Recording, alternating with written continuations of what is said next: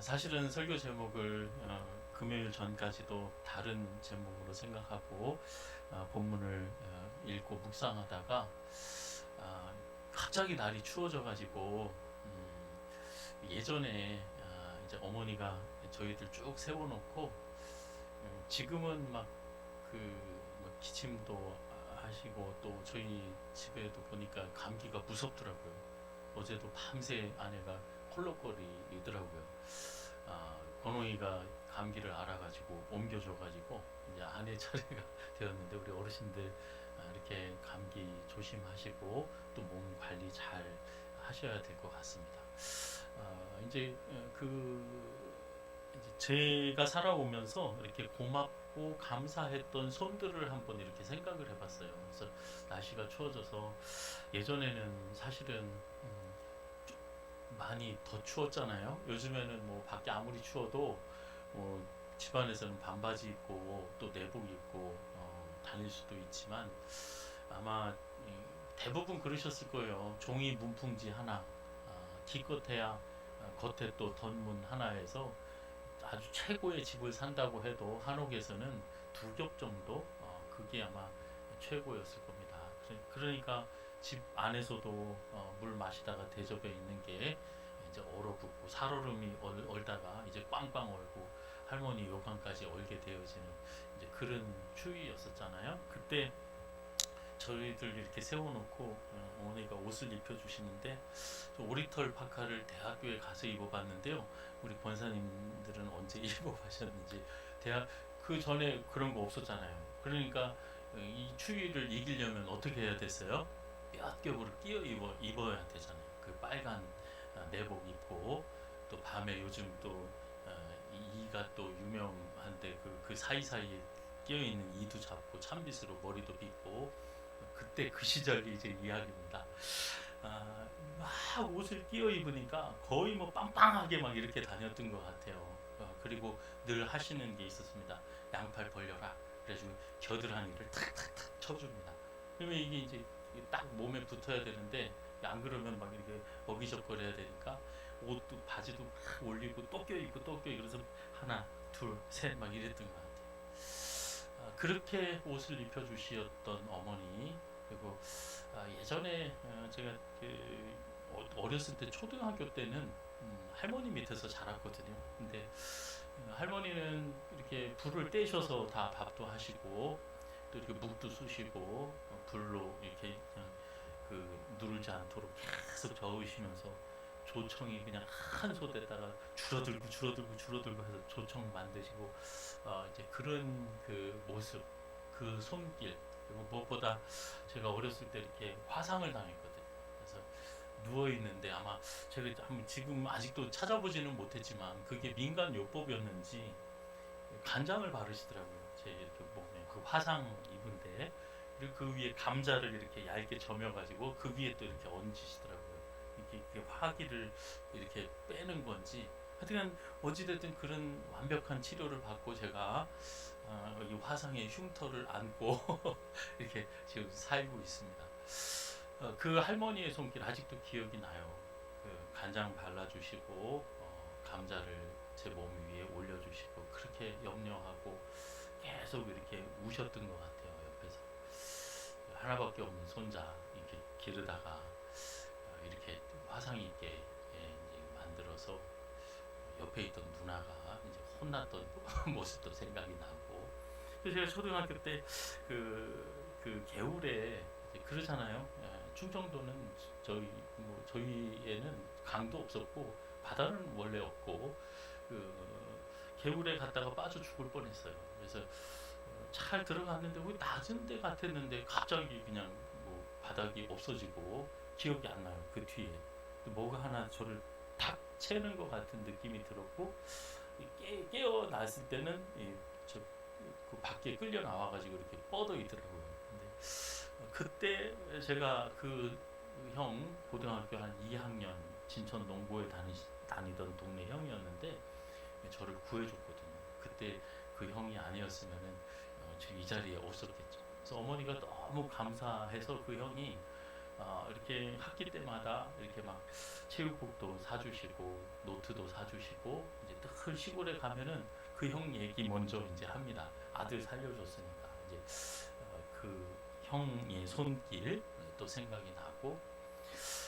이제 학교 다닐 때 선생님이 이제 첫 수업 시간이 참 이렇게 기억이 남잖아요. 근데 대부분 예전에 그랬던 것 같아요. 이렇게 칠판에다가 이제 선생님 성함을 이렇게 써주시더라고요. 다 쓰시고 내가 이런 사람들 한자로 쓰시는 분도 있고 정성껏 쓰시는 분도 있고 탁탁탁 쓰시는 분도 있고 그 선생님 손 그때는 참 목소리도 좋고 이렇게 점잖으실 것 같다 했는데 한두 달 지나니까 공포의 손이 돼가지고 그 손으로 막 두드려 패시더라고요. 요즘은 뭐 안 된다면서요. 예전에 엄청 맞았잖아요. 별대를 다 때리시더라고요. 발바닥부터 뭐 뺨까지 그냥 하여튼간 그리고 이제 지금은 좀 이렇게 애들 보니까 애들 손이 벌써 예홍이 번홍이가 제 손가락보다 더 길고 더 굵어져 가지고 제가 예홍이한테 도전장을 내밀었습니다. 팔씨름 해보자. 그래서 그 결과는 말씀 안 드리겠습니다. 살아오면서 아마 저뿐만이 아니라 그 고마운 손 나 먹이고 입히고 또 씻기고 보살펴 주었던 그 손들이 있었을 겁니다. 그리고 이건 남들의 손을 생각하고 이제 제 손을 한번 생각을 해봤어요. 제가 또 이렇게 남을 돕고 자란 손이 언제 있나. 근데 여러분들 한번 생각해 보세요. 생각이 안 나더라고요. 제가 잘한 게 생각이 안 나요. 근데 제 손으로 잘한 일은 이제 나중에 이제 좀 이제 떠올린 게 할머니가 팔다리 주물러 달라고 하실 때 이상하게 어머니는 안 그러시는데 할머니는 의도적으로 그러셨던 것 같아요. 팔다리 주무르라고 낮이나 밤이나 이렇게 구별이 없었습니다. 그리고 시간만 나면 주무르라고 그러셔서 주무르다 보면 할머니도 조시고 저도 졸고 이제 그랬던. 근데 더 할머니에게 친구가 돼주지 못하고 또 이렇게 외롭지 않게 해드리지 못한 게 좀 적이지만 그때 내가 잘한 것 같다. 이제 그런 생각이 들었습니다. 하나님은 이렇게 보시고 또 들으시고 또 말씀하시는 하나님이라고 성경에는 이야기합니다. 우리 다 보고 계신다고 그러시죠? 우리는 못 보는 게 너무 많지만 하나님은 못 보시고 모르시는 게 없으시죠. 다 듣고 계신다. 부르짖으라고 내가 듣고 응답하겠다. 그리고 침묵하지 않으시는 하나님. 하나님은 벙어리가 아니고 말씀으로 창조하시고 지금도 저와 여러분에게 말씀하고 계신다. 그 말씀으로 이 우주를 섭리하고 다스리고 통치하고 계신다는 것. 그리고 하나님은 손으로 일을 하신다. 하나님이 일을 하신다. 아담과 하와가 범죄한 이후에 옷을 입혀주시고 계시록에 보면 우리 성도들의 모든 눈물을 닦아주신다. 창세기 시작부터 계시록 끝장까지 하나님의 손으로 하시는. 예수님께서 우리의 눈을 만져주시고 입을 만져주시고 하나님께서 이사야 입을 만져주셨죠. 귀를 만져주셔서 보게 하시고 듣게 하시고 또 할 말을 하게 하시는 그 하나님. 내 말을 내 입에 넣어주겠다. 그리고 우리가 똑같은 눈을 뜨고 있지만 전혀 다른 모습, 전혀 보지 못하는 모습을 하나님께서 만져주시면 보게 되어집니다. 어떤 절망의 자리에서든 소망을 보고 진리를 보고 위로를 얻고 힘을 얻을 수 있도록 하나님께서 하신다. 하나님은 농부시다. 그래서 하나님은 씨를 뿌리기도 하시고 또 물을 주기도 하시고 자라나게 하시는 분이 하나님이시다. 열매를 잘 맺게 하기 위해서 가지치기도 하시고 또 망대를 세우기도 하시고 지키시고 보호하시는 관리하시는 일을 하신다. 하나님은 우리의 농부시다. 그런 말씀을 하시잖아요. 자, 그럼 하나님의 손. 지금 오늘 본문 말씀은 호세아서 그 말씀인데 호세아서의 마지막 장 말씀입니다. 14장. 호세아가 사역을 하고 있을 때 이스라엘 백성들의 형편은 남북 모두 다 공히 하나님의 백성이라고 말할 수 없을 그런 모습, 세상만도 못하고 더 못한 그런 모습이었습니다. 그때 하나님께서 말씀을 하시죠. 나는 이 일에 대해서 반드시 내가 보고 듣고 또 내가 말한 것에 대해서 반드시 심판을 한다. 너희가 행한 대로 말한 대로 행한 대로 반드시 짚고 넘어갈 것이다. 그 모든 선지자들이 그 이야기를 합니다. 그리고 그 선지자들이 말한 내용들은 정말 마치 소설도 이런 소설이 있을 수 있을까 할 정도로 이스라엘 백성들의 그 험한 그 삶의 자리를 이야기하는데 어떻게 이야기를 하냐면 사회적으로 얼마나 부패했는지 사람을 이 신발 한 켤레 값에 사고 팔았다. 하나님의 형상대로 지음받은 사람이 전혀 존중받지 못했습니다. 하나님이 우리를 한 사람 한 사람을 어떻게 귀하게 여기시는지 전혀 몰랐죠. 그래서 입에 담는 한마디 말로 한 집안의 가장을 몹쓸 사람으로 만들고 죽이기도 하고 별의별 일이 다 벌어지고 있었습니다.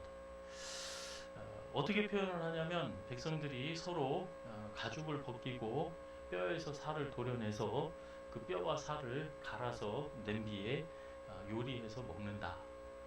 여러분 이건 어디 식인종 이야기도 아니고 이게 하나님께서 이스라엘 백성들을 보고 하신 말씀이었습니다.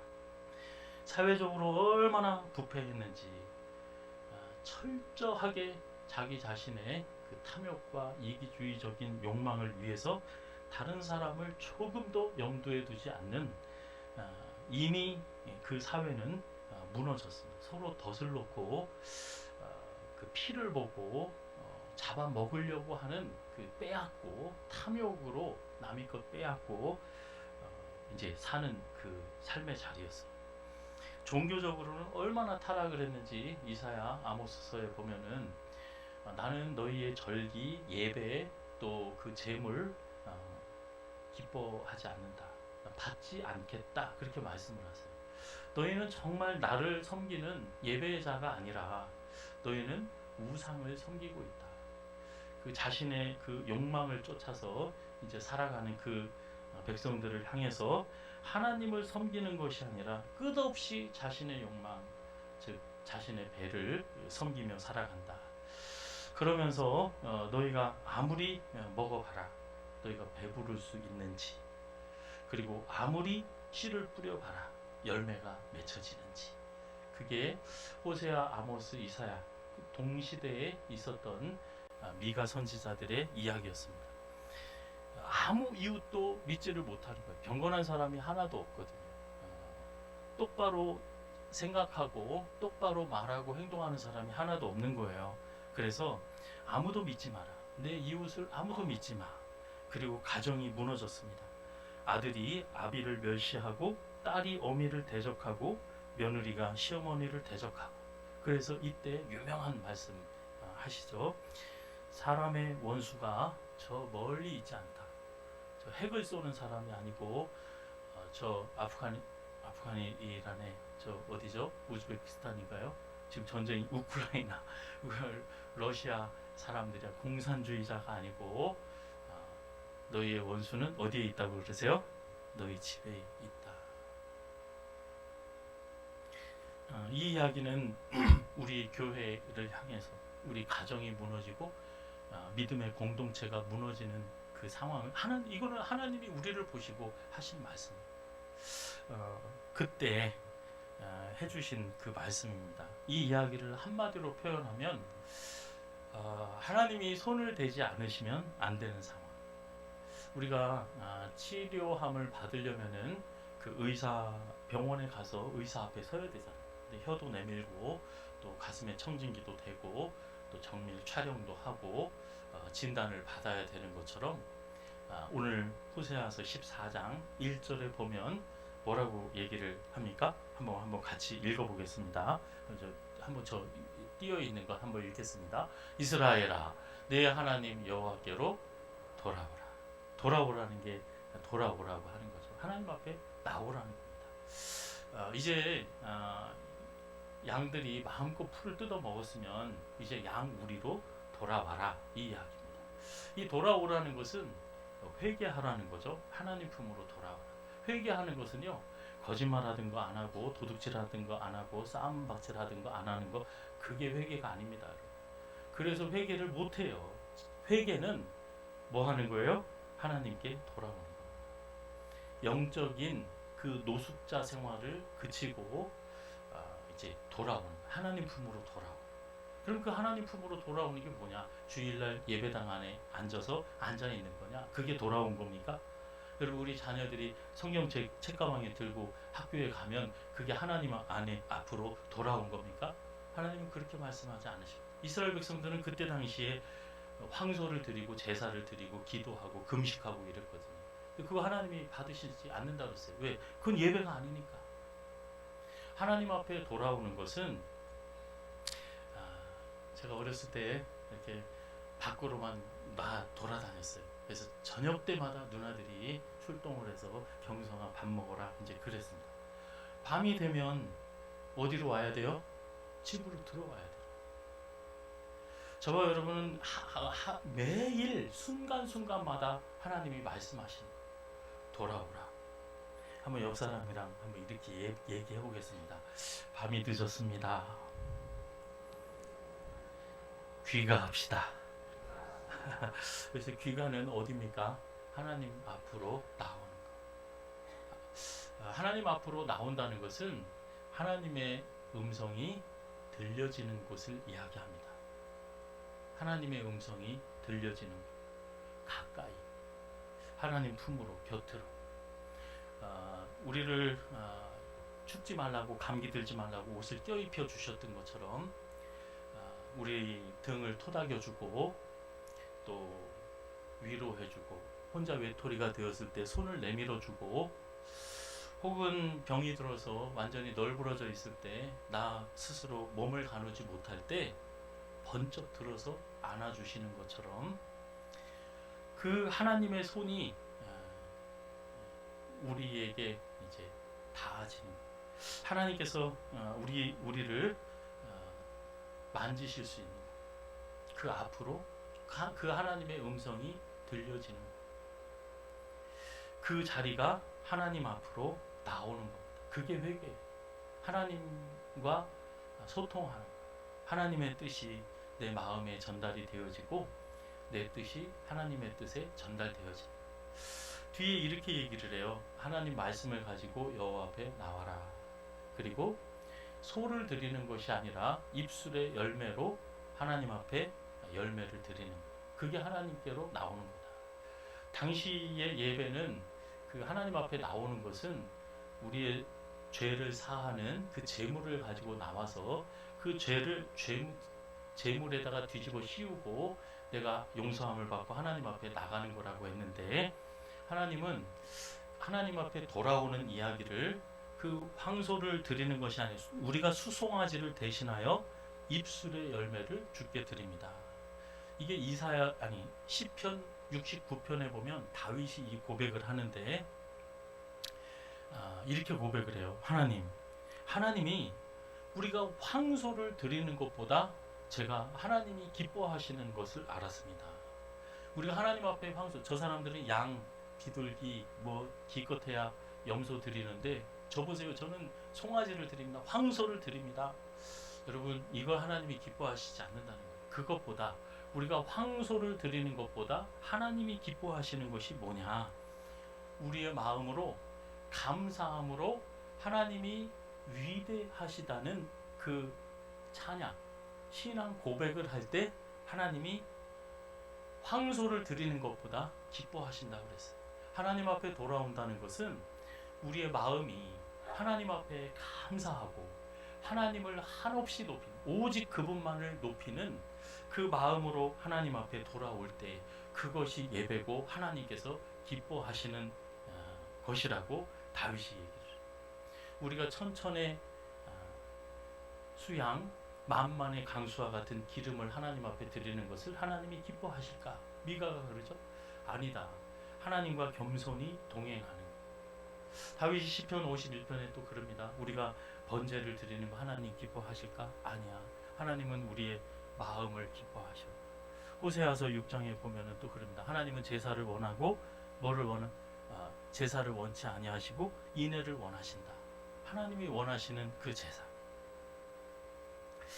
하나님 앞에 돌아올 때 너는 여호와께 돌아와라. 다른 게 무슨 공로를 세우고 무슨 특별한 일을 행하고 남들과 다르게 공로를 세우고 특별히 잘하고 여러분 그것이 하나님의 일하고 하나님 앞에 돌아오는 게 아니라는 거예요. 있는 모습 그대로 하나님 앞에 돌아오게 되어질 때 저와 여러분이 정말 하나님 손 붙잡고 내 마음이 하나님을 높이고 감사함으로 높이는 하나님의 뜻과 그 음성 듣는 그 자리로 그 품에 안기는 자리로 나오게 되어질 때 4절부터 그 결과를 하나님이 말씀하십니다. 하나님의 손으로 무슨 일을 하시는지 4절 한번 띄워주시기 바랍니다. 내가 그들의 반역을 어떻게 해요? 고치신다. 여러분 이스라엘 백성들의 이 터무니없는 그 삶의 자리 세상에 어느 병원에 가서 우리의 그 교만하고 그 거짓되고 참 온전치 못한 한없이 하나님 앞에 부족한 모습을 도대체 뭘 먹고 뭘 배우고 세상에 어떤 방법으로 무슨 방법으로 치유를 하고 무슨 공로를 세워야 하나님 앞에 우리가 아름답고 거룩한 것을 드리게 되어질까? 하나님은 아무것도 요구하지 않으세요. 너는 내 앞에 나와라.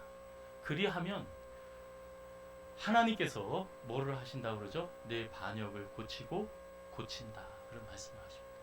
하나님이 고치신다. 하나님이 우리의 예배를 고치시고 하나님이 우리의 상처난 마음을 고치시고 추운 거, 외로운 거, 분이 나는 거, 화가 나는 거, 욕구 불만인 거, 불평 불만인 거 하나님이 손을 대신다. 하나님이 고치신다. 하나님이 고치시고 그들을 이제 사랑하신다. 그리고 진노가 너희에게서 떠났다. 그리고 5절부터 차례로 이렇게 말씀합니다. 내가 이스라엘에게 이슬과 같으리니 그들은 뭐라 그럽니까? 백합화 같이 핀다. 내 인생에 뭐가 피기 시작해요? 꽃이 핀다. 이 꽃이 핀다는 것은 그 삶의 번성기, 참 그때가 좋았지. 그것을 이야기합니다. 저와 여러분의 삶 가운데 바짝 마르고 뿌리부터 말라서 가지에 잎도 마르고 꽃도 없고 꽃이 없으니 열매도 없는 삶 가운데 하나님이 고쳐주신대요. 어떻게 해요? 꽃 피는 인생으로 고쳐주십니다. 하나님의 손이 하시는 일입니다. 하나님 앞에 나오는 사람. 돈이 있고 금식을 하든 성경을 백독하든 그 상관없어요. 여러분. 내 앞에 나오기만 해라. 그리하면 내가 내 인생 꽃피게 해줄게. 레바논의 백향목 같이 어떻게 해요? 뿌리가 박힌다. 하나님이 심는다 그러셨죠? 뿌리가 박힌다는 것은 그곳에서 있으면 반드시 복 받을 수밖에 없는 그 자리. 에스라에서 보면 거의 못이 잘 박힌 못과 같이 그렇게 이제 표현을 하는데 하나님의 성전 뜰 안에서 하나님 말씀 받아먹고 그 안에서 사시사철 아름답고 복된 열매를 맺는 즉 이스라엘의 젖과 꿀이 흐르는 그 약속의 땅. 저와 여러분 아들과 딸들이 사회에 나가서 고향 선배가 끌어주고 마음 맞는 친구들을 통해서 표를 받아서 세워지고 거기 뿌리를 내리는 게 아닙니다. 하나님이 복 받는 자리에 심으시고 뿌리를 내리게 하시는 분은 뭐가 해요? 하나님의 손이 하는 줄로 믿습니다. 내 앞에 나오기만 해봐라. 그러면 내가 꽃피는 인생으로 바꿔줄 거야. 그리고 복을 받을 수밖에 없는 자리에 심겨지고 거기에 뿌리를 박게 할 거야. 흔들리지 않게 되어질 거야. 6절에 보면 이렇게 합니다. 그 가지는 어떻게 해요? 퍼지게 되고요. 그리고 아름다움이라는 단어가 나와요. 여러분, 이 아름다움이라는 단어는 호세아서나 여러분 그 앞에 이스라엘 백성들의 삶을 보면 이거는 말도 안 되는 거예요. 무슨 아름다움이 있어요. 거기는 어두움과 저주뿐입니다. 정말 소망이 없는 그 자리에 인상이 찌푸려지는 자리에 아모스, 호세아, 이사야, 미가 다 마찬가지. 당시 이스라엘 백성들은 아름다움이라는 것은 찾아볼 수가 없는 상황이었어요. 그러나 하나님이 손을 대신대 그 안고 일어섬과 입술의 말 가운데 아름다운 것을 주시겠다. 그리고 드디어 뭐가 나옵니까? 향기를 바라. 썩은 내가 진동하고 세상의 죄와 뒤비져서 사는 것이 아니라 죄와 짝해서 이스라엘과 로루하마와 로함미 하나님이 기뻐하지 않으시고 하나님의 백성이 아니고 하나님이 흩어 뿌리실 수밖에 없는 그런 열매. 호세아는 그 영적인 간음을 이야기하고 그 모든 더러운 열매들을 맺는 그 근원, 그 마음이 하나님께로 가지 않고 그 마음은 하나님을 높이지 않는 거예요. 하나님을 사랑하지 않는 거예요. 하나님에 대한 죄. 하나님 앞에 나와서 우리가 누가 계속 날 사랑한대요. 그리고 근데 다니면서 나 금반지 해줘, 나 다이아몬드 해줘, 나 명품 백 해줘. 그러면 이 사람이 도대체 나를 사랑하는 게 아니라 처갓집 돈을 보고 이게 쫓아다녔구나. 진짜 이 사람이 날 사랑하는 거 맞아? 하나님이 물으시는 거예요. 너 진짜 날 사랑하는 거 맞아? 너 나한테 원하는 거는 너무나 많은데 다 세상 것 원하면서 그게 이제 하나님 앞에 첫 번째. 그런데 하나님께서 그 모든 것을 그 병을 고쳐주시겠다. 세상에서 보고 듣고 배운 거 그게 잘 되고 좋은 건 줄 알았는데 그렇게 그런 마음 먹고 그렇게 말하고 행동하면서 살았는데 그 병을 하나님께서 고쳐주신다. 아름다운 것을 주신다. 자녀들의 우리 하나님에 대한 그 벌, 그 회복되어지는 것은 오늘 호세아 14장인데 이사야는 66장입니다. 그리고 미가서는 7장, 그리고 아모스서는 9장으로 끝나는데 그러면 그 앞에 부분은 이사야서도 그래요. 너희 죄가 진홍과 같이 붉을지라도. 그렇죠. 다 죄의 뒤범벅이 되어진 그 하나님의 심판 내 자리에 있는 도저히 소망이 없는. 그런데 마지막 장에 집에 가서 꼭 한번 보세요. 호세아서, 미가서, 아모스서, 이사야서 마지막 장. 하나님께서 영광을 강같이 평강을 하수와 같이 평강을 강같이 영광을 하수와 같이 주셔서 또 하나님이 용서하시고 불쌍히 여기셔서 우리 죄를 깨끗이 씻어주시고 하나님께서 은혜를 베풀어 주셔서 오늘 말씀에 보면 하나님 앞에 나오면 하나님이 손을 대셔서 하나님이 아름다운 향기를 바라게 하고 열매를 맺게 하고 뿌리를 내리고 풍성한 결실을 맺게 하신 흔들리지 않는 그 삶의 자리를 하시겠다는 그 축복의 말씀을 하고 계세요. 그런데 여러분, 이 하나님께서 하시는 이 일에 대하여서 저와 여러분이 소망을 가지고 이 세상의 그 어느 것도 할 수 없는 거예요. 하나님의 손이 되어질 때 그 하나님의 손이 미치는 곳에 하나님은 사실은 무소부재하신 분이에요. 우리가 어디에 숨든 보지 못하고 듣지 못하시는 분이 아니에요. 어디든 손길이 가시는 분이에요. 근데 중요한 것은 뭐냐면 저와 여러분이 그 하나님 앞으로 나와야 된다는 거죠. 이 교회 안에서뿐만이 아니라 모든 삶의 자리에서 그 하나님 앞에 나올 때 그 하나님의 음성이 들려지고 내가 하나님 앞에 말씀드리는 것이 내가 하나님을 감사로 하나님을 높이는 것이 하나님 앞에 전해지는 그 자리. 하나님이 우리가 하나님을 높이고 하나님이 우리를 귀하게 여기시는 그 만남의 자리가 있는 곳에 나오라. 항상 그 하나님 앞으로 나와라. 그러면 하나님께서 이 일을 하시겠다고. 호세아서 14장 8절에 보면은 이렇게 얘기합니다. 이게 아주 유명한 말씀인데 예수님께서 하신 말씀이죠. 저 파란색 부분을 한번 보겠습니다. 나는 푸른 잣나무 같으니. 여러분 요한복음 15장에 보면 아버지는 농부다, 나는 뭐라고 그러세요 예수님이? 잣나무가 아니라 무슨 나무? 포도나무요. 너희는요? 너희는 가지다. 호세아가 먼저 말씀을 했어요.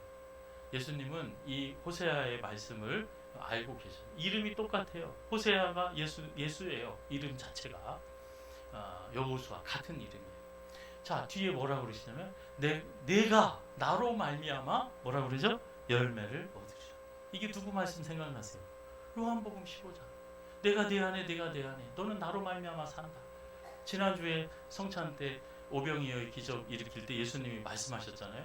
아버지께서 살아계신 아버지께서 나를 보내신 것과 같이 내가 아버지로 말미암아 사는 것과 같이 너희도 누구로 말미암아? 나로 말미암아 살리라. 누구 말씀이에요? 예수님 말씀, 호세아의 그 말씀입니다. 내가 나로 말미암아 살게 될 거다. 여러분, 저와 여러분의 입술의 말과 생각, 모든 삶 가운데 주님으로 말미암는 열매를 맺으며 살아가는 삶. 특별히 우리가 예배의 자리뿐만이 아니라 우리의 전 삶에서 하나님으로 말미암는 그 삶을 살게 되어질. 내가 그렇게 해줄게. 내 앞에 나와라. 그러면 너는 나로 말미암아 살게 될 거야. 너는 기도하더라도 내 이름으로 구하게 될 거야. 그러면 너는 다 응답하다. 내 이름으로 말에나 일에나 다 내 이름으로 해라. 그러면 하나님께서 기쁨과 은혜와 평강을 주시고 하나님이 존귀히 쓰시고 열매를 맺게 하시겠다. 그 약속하신 말씀. 하나님 앞에 나와라. 에스라서에 보면은 에스라는 참 어려운 때 사람이었습니다. 이때보다도 더 어려웠죠. 바벨론 이미 이제 이후에 북이스라엘과 남유다가 망해가지고 바벨론의 포로로 끌려갑니다. 페르시아를 통해서 다시금 본국에 돌아오는데 예전에 제가 유대의 랍비가 우리 신학교에 와서 강의를 하는데 많은 사람들은 모세는 이스라엘 백성에게 돌판에 하나님의 말씀을 받았지만 이 에스라 같은 경우는 나라를 다시 세우는데 이스라엘 백성들의 삶 가운데 하나님의 말씀을 받아 먹게 한 사람이라고 그래요. 그래서 지금 이스라엘은 자기 땅이 없습니다. 다 나라의 땅이에요. 그래서 그 사회 모든 뭐 장사하는 것도 그렇고 정치하는 것도 그렇고 다 하나님의 어떻게 해서든지 하나님 말씀 안에서 녹아드는 사람 백성을 만들기 위해서 에스라가 이제 쓰임을 받았는데 그때 이제 이야기해요. 지금 이스라엘이 왜 이렇게 강성해졌느냐? 많은 이야기합니다. 교육의 힘이다, 토라의 힘이다, 많은 이야기를 하는데 모세가 아니라 모세 이후에 계속 우상 숭배가 있었어요. 근데 그 우상 숭배가 딱 끊어질 때가 언제냐? 에스라 때부터였어요. 우상이 끊어지고 오직 하나님만 섬기는. 그래서 지금 여러분 어떻게 해요? 이스라엘이랑 여러 나라랑 전쟁이 벌어져도 제일 먼저 앞장서서 그 꼭두각시 노릇하는 나라가 있습니다. 어느 나라예요? 미국이 꼭두각시 노릇합니다. 여러분 미국이 등치 큰 거 같죠? 일본이나 우리 꼼짝도 못하잖아요. 기침하면 바들바들 떱니다. 그런데 여러분 이스라엘과 미국 관계는 제가 볼 때는 완전히 거꾸로예요. 저 조그만 이스라엘이 한번 말도 하지 않아도 알아서 먼저 기어요. 미국이. 어떻게 그렇게 되었을까? 그 유대인 랍비에 의하면은 에스라 때문에 그랬다. 그런 얘기죠. 자기는 모세보다도 에스라를 더 존경하고 우리를 이렇게 크게 만드는 사람이 에스라. 근데 그 에스라서에 보면은 이렇게 얘기를 합니다. 에스라서 8장 22절에 보면 이렇게 얘기를 해요. 한번 같이 읽어보겠습니다. 하나님의 손은 자기를 찾는 모든 자에게 선을 베푼다. 예수님이 너희는 찾고 구하고 찾고 두드리라고 그랬습니다. 우리는 뭘 찾아야 돼요? 하나님을 찾아야 돼요. 그러면 하나님께서 뭐가 나타나는 거예요? 하나님의 손이 우리에게 선을 베푸신다. 로마서 8장에 보면 모든 것이 합력하여 선을 이루게 하잖아요. 요셉이 애굽에 팔려갑니다. 그래서 그 형들을 분노하고 얼마나 억울하고 막 그러겠어요. 요셉이 저는 이 말씀을 보면서 마지막 창세기에 보면 형들은 그렇게 악한 생각으로 그랬지만 하나님이 다 뭐로 바꿔주셨다고 그래요? 선으로 바꿔주셨습니다. 그 얘기를 해요. 저는 이 말씀 안에서 요셉이 하나님 앞에 구했구나. 그랬더니 하나님께서 그 손으로 요셉의 마음을 만져주셨구나. 그래서 그 억울하고 형들을 다 때려잡아 죽이고 싶었던 그 마음도, 그 울분도 가라앉게 하셨구나. 요셉이 갇혔던 그 옥문을 열어준 것이 요셉의 덕행이 아니에요. 그 옥문을 열어준 게 누구예요? 하나님의 손이었구나. 요셉은 하나님을 구하고 결국에는 하나님의 손이 선을 베푸시는 그 하나님의 손길 안에서 신앙 고백하고 살았던 사람. 하나님이 도우셔서 용서할 수 있었고, 하나님이 도우셔서 총리의 자리에까지 그 모든 일을 누가 하셨다? 하나님의 손이 하셨구나. 다시 에스라서 8장 31절에 보면 이렇게 얘기를 합니다. 자, 한번 같이 읽어보겠습니다. 하나님의 손이 우리를 도우사 대적과 길에 매복한 자의 손에서 건지신지라. 에스라가 그 바벨론에서 예루살렘 땅으로 올 때 기도합니다. 도적들이 나타나서 네 재물 내놔, 네 자녀들도 우리 집에 가서 노예로 살아야 되겠다, 그러면 꼼짝없이 잡혀가는 거예요. 하나님 앞에 기도하는 거예요. 그 예루살렘에 도착해 보니까 이건 다 지키시고 보호하시고 우리를 도우시고 이 환난과 위기 가운데서 건져내신 분은 누구라고요? 하나님의 손이 그렇게 하셨다 고백하는. 여러분, 저와 여러분의 삶 가운데 하나님의 손은 언제든지 두 팔 벌리시고 우리를 기다리시는 하나님이신 줄로 믿습니다. 하나님이 우리를 고치셔요. 그리고 향기 나지 못하는 곳에, 열매 맺지 못하는 곳에, 뿌리 박지 못하는 곳에, 흔들리는 곳에 흔들리지 않도록 하나님이 지탱시켜 주시고 심어 주시고 물을 주시고 자라나게 해주세요. 그리고 하나님을 찾는 자는 하나님의 손이 반드시 합력하여, 모든 것이 합력하여 선을 이루게 해주십니다. 하나님의 손은 하나님의 사람들을 뭐 하신다고요? 우리를 도우셔요. 그리고 모든 환난과 위기 가운데서 건져주시는 하나님이신 줄로 믿습니다. 마지막으로 이사야 시대에, 히스기야 왕 시대에, 그때도 전쟁통이었거든요. 참 어렵고 힘들 때 제가 깜짝 놀랐습니다. 이 말씀 준비하면서 이 말씀을 발견하고 한번 역대하 30장 12절 한번 보여주시기 바랍니다. 자, 한번 같이 읽어보겠습니다. 하나님의 손이 또한 유다 사람들을 감동시키사 그들에게 왕과 방백들이 여호와의 말씀대로 전한 명령을 한 마음으로 준행하게 하셨다.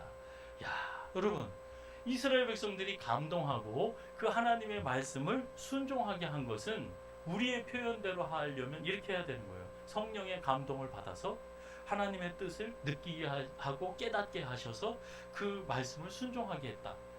그런데 하나님의 손이 이스라엘 백성들의 뭘 만지시는 거예요? 뭘 고치시는 거예요? 그들의 마음을 고치시는 거예요. 그게 뭐가 했다고 얘기해요? 하나님의 손이 하셨다. 하나님의 손은 그냥 옷 입혀주고 밥도 먹여주고 뭐 심고 이것뿐만이 아니라 저와 여러분이 보이지 않는 우리 아들과 딸들이 서 있는 자리에 보이지 않는 그 하나님의 손으로 그 하나님의 말씀에 감동이 되어지고 그 말씀에 순종할 수 있도록 뭐가 역사하신다고요? 하나님의 손이 역사하신다. 에스라는 하나님의 백성들은 이 하나님의 손이 하시는 그 일을, 우리를 사랑하시는 그 하나님이 그 손으로 우리의 마음을 만져주시고 순종하지 못하고 열매 맺지 못하고 향기 나지 못하는 그곳에 하나님께서 만져주셔서 아름답게 하시고 향기 나게 하시고 또 열매를 맺도록 하시겠다고 하시는 그 약속의 말씀처럼 저와 여러분 한 해를 마무리하고 새해를 준비할 때 하나님의 손이 우리의 아픈 곳 만져주시고 세상에 못 고칠 것들 하나님의 손으로만 고치는 그 전능하신 하나님의 손길을 통해서 우리 그러는 말이잖아요. 제가 신학교 다닐 때 베닌이라는 그 치유 사역 하시는 분이 있어요. 그런데 그분 외국인들이 그런 얘기 많이 합니다. 기도하다가 터치 이런 얘기를 많이 해요. 터치가 뭐예요? 손을 대는 거잖아요. 대는 거. 하나님께서 우리가 아픈 곳, 보지 못하는 곳, 또 치유되지 못하는 곳을 손을 대달라고. 하나님의 손이 닿아야 우리가 향기를 내고 생명이 회복되어집니다. 이제 그 고백이죠. 그런데 여러분, 저와 여러분이 이제 하나님과 탁 터치를 하게 되어질 때 선수가 바뀌는 거예요. 선수가 바뀌. 하나님이 저와 여러분의 성품에 간섭하십니다. 그리고 입술에 말 담는 것에 하나님의 손이 가만히 있지 않으세요. 그리고 우리의 발걸음 하나님의 손이 미치시는 거예요. 역사하시는 거예요. 그래서 우리가 그런 얘기합니다. 아무리 어렵고 힘들 때 그 위기를 벗어날 때 우리는 이런 표현을 씁니다. 야, 신의 한 수구나. 신의 한 수가 놓여져서 이 위기를 벗어나고 대마가 잡힐 뻔한 게 오히려 뒤집어 엎는 그런 결과가 맺어지는 것처럼 진짜 신의 한 수, 전능하신 하나님의 한 수 한 수가 저와 여러분의 삶 가운데 놓여질 줄로 믿습니다. 불가능한 일들, 못 고쳐지는 일들, 도저히 소망이 없는 그 자리에 하나님의 손이 닿을 때 우리는 다시금 회복되어지고 아름답고 향기나는 그 사명의 자리가 회복되어지는 이 연말이 되어지기를 예수님의 이름으로 축원합니다.